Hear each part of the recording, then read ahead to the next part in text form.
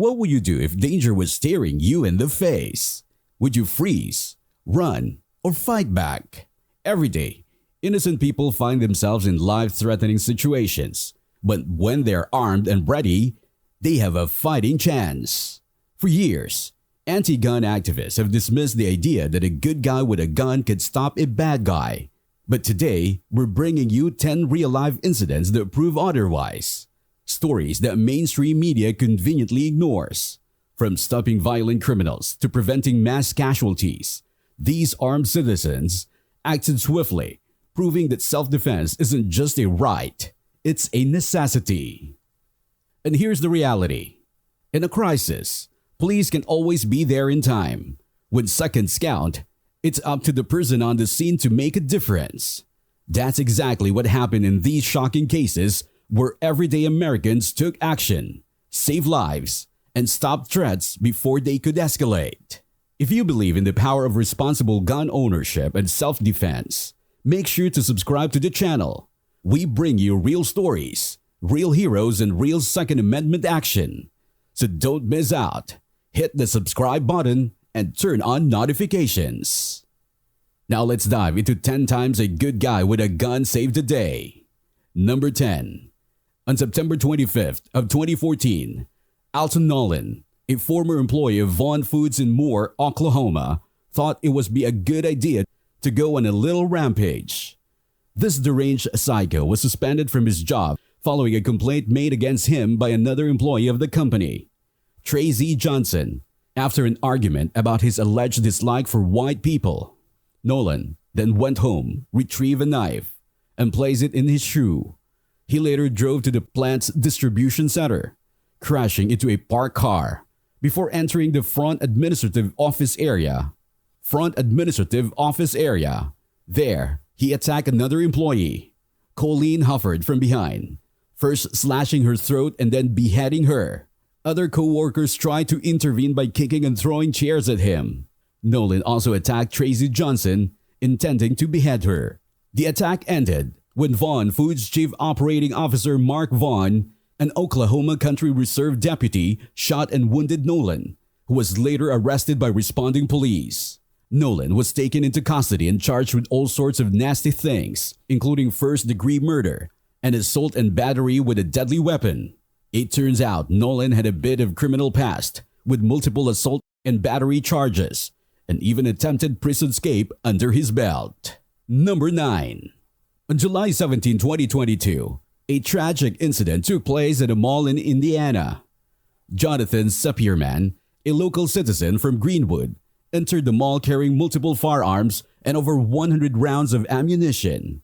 He proceeded to hide in a restroom near the food court, where he stayed for over an hour before beginning his deadly attack. Once he emerged from the restrooms, Sapierman began firing into the food court area of the mall, killing Victor Gomez, a resident of Indianapolis, who was standing near the restroom entrance. He then targeted a nearby table, shooting and fatally injuring Pedro and Rosa Pineda, a married couple also from Indianapolis. The shooter then continued firing, causing injuries to a 22-year-old woman and a 12-year-old girl who were among the mall patrons. However, amid the chaos, a civilian bystander named Elisha Dickin took action. Dickin, who was legally armed, engaged in a gunfight with Sapierman. Just 15 seconds after the shooting began, he fired 10 rounds from his Glock handgun and hit the shoulder 8 times, ultimately neutralizing the threat. The bravery and quick thinking of Dickin prevented further loss of life and helped to bring an end to the horrific attack. After informing security guards that he had neutralized the shooter, Dickin waited for police to arrive and provide assistance. Number 8. Back in 2006, a not-so-bright robber decided to hold up Media Madhouse, a store in Indiana. Unfortunately for him, one of the employees was packing heat and didn't take kindly to being held at gunpoint. With lightning-fast reflexes, the employee drew his own firearm and shot the would-be robber, saving the day and the lives of everyone in the store. The suspect, a guy by the name Darnell Jackson, was later identified as having a pretty sketchy criminal history. Jackson was taken into custody and charged with attempted robbery and criminal recklessness with a deadly weapon. The owner of Media Madhouse had made a smart decision to allow his employees to carry firearms for protection, and it definitely paid off in this case. Number 7. When two teenagers reportedly tried to rob an internet cafe in Ocala, Florida, 71-year-old Samuel Jackson refused to sit back and watch. According to reports, Davis G. Dawkins and Duane Henderson, both age 19, entered the cafe wielding a handgun and a baseball bat and yelled at the patrons to not move. Williams, who was seated at a computer in the corner of the cafe, stood up and pulled out a .380 auto handgun. The surveillance footage shows William firing 2 shots at Henderson, who quickly fled the scene. Williams then shot at both young men as they panicked and ran out of the cafe. After their arrest, Dawkins and Henderson were charged with attempted armed robbery with a firearm and felony criminal mischief. However, officials said that Williams was unlikely to be charged with a crime because the shooting appeared to be justifiable. Williams has a concealed weapons permit for his handgun. The state attorney's office reviewed the security footage and said that he doesn't think anyone would file any charges against Williams. Dawkins was released from jail after posting an $11,000 bond, while Henderson remained in Marion County Jail for failing to post a $31,000 bond. The incident serves as a reminder of the importance of responsible gun ownership, demonstrating how a 71-year-old arthritis-stricken senior can stop any bad guy. It also goes to show that if you mess with the wrong cafe in Florida, you might just end up with a few extra holes in your pants. Number 6. In January of 2012, a young Oklahoma widow, Sarah McKinley, was forced to shoot and kill a man who broke into her home in search of prescription drugs belonging to her deceased husband. Sarah's husband had passed away on Christmas Day, leaving behind their 3-year-old son Justin and medication for his cancer treatment. Justin Martin, a friend of Sarah's deceased husband who was addicted to prescription drugs, had gone missing in recent weeks, prompting Sarah to suspect someone was breaking in.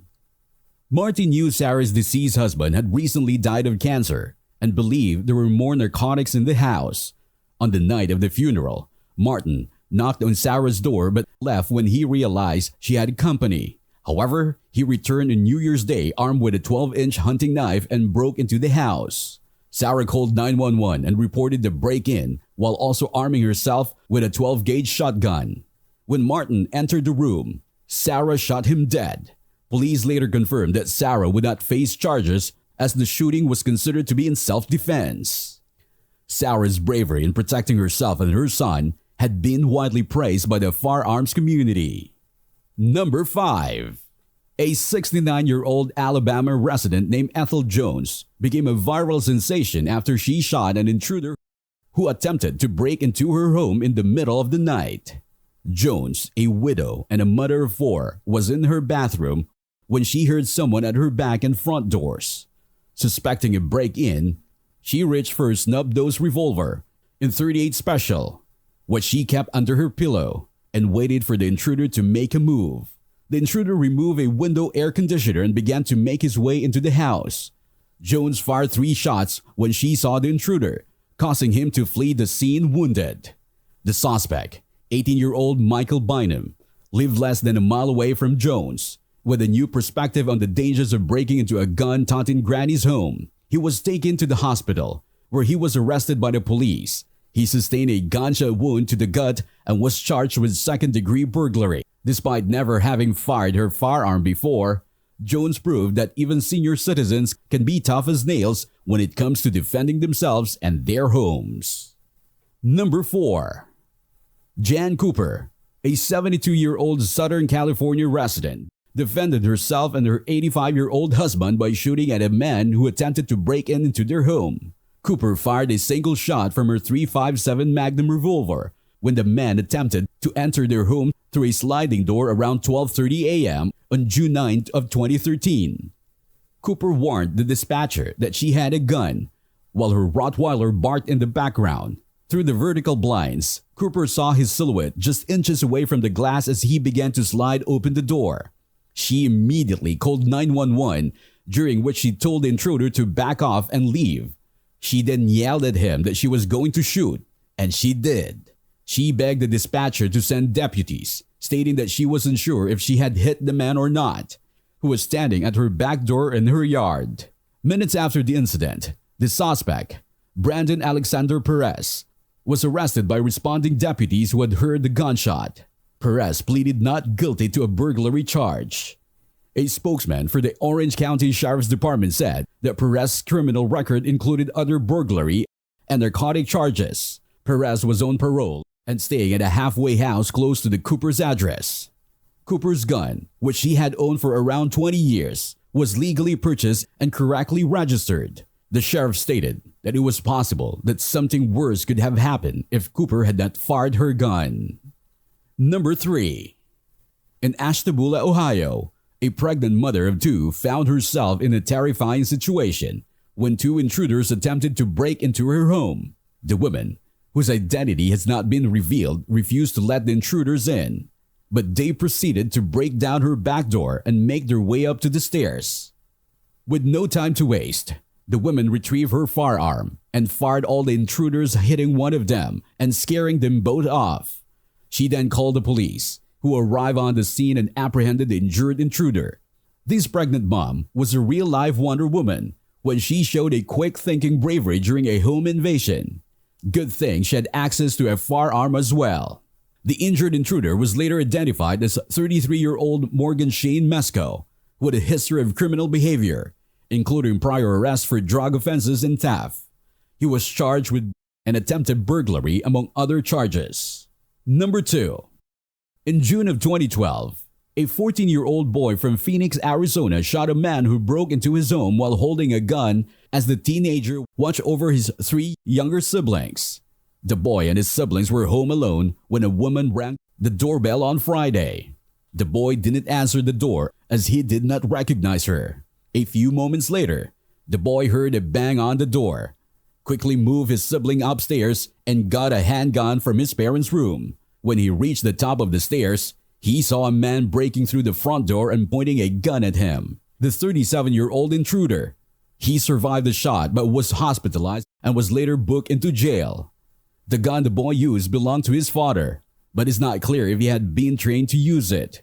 Holmes said the family is lucky that the teen acted so quickly and effectively, as things could have turned out much worse. Of course, if there was no gun in the house to begin with, no amount of quick thinking could have helped those little boys.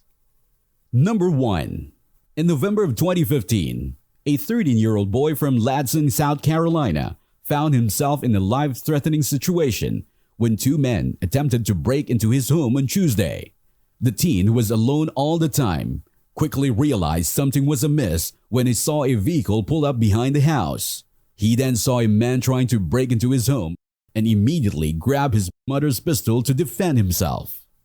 According to the police report, the boy exchanged gunfire with Lamar Brown, 31, and Ira Bennett, 28, who were allegedly attempting to break into the home. The boy, whose identity has been withheld because of his age, fatally shot Brown. Bennett fled the scene with Brown in a car, and witnesses later identified him as the driver. When the vehicle arrived at the medical center, Brown was rushed to the emergency room, but he could not survive multiple gunshot wounds, as confirmed by the Charleston County Chief Deputy Coroner. Bennett, who has a history of criminal activities, including burglary and narcotics charges, was later arrested and charged with first-degree burglary and possession of weapon during the commission of a violent crime. According to Charleston County Sheriff's Office, a judge denied him bond.